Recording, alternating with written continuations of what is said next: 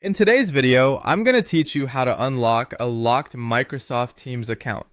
Whether you're dealing with a temporary lockout or some other hiccup preventing you from accessing your account, I'm here to guide you through some steps and hopefully get you back on track. First things first, if you find yourself locked out, try waiting a few minutes.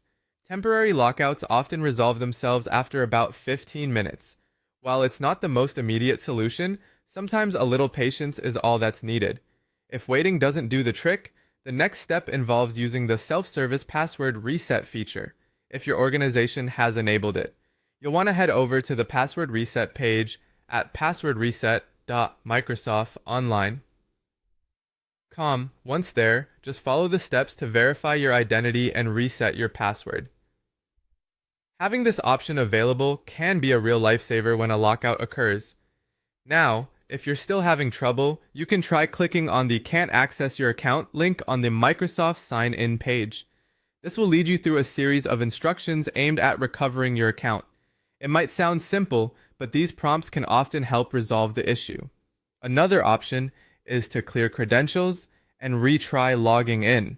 Start by signing out everywhere and clearing your browser's cache. Alternatively, you could open an incognito window or attempt to log in from a different device. These steps can sometimes bypass the block and allow you back into your account. Next, consider checking any multi-factor authentication prompts.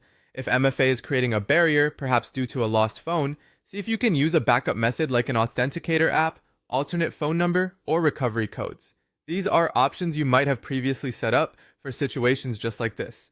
Finally, if none of these steps work, reaching out to your IT help desk or administrator is a good move. They have access to more detailed account information and can see why your account is locked. They will also have the ability to unlock it for you.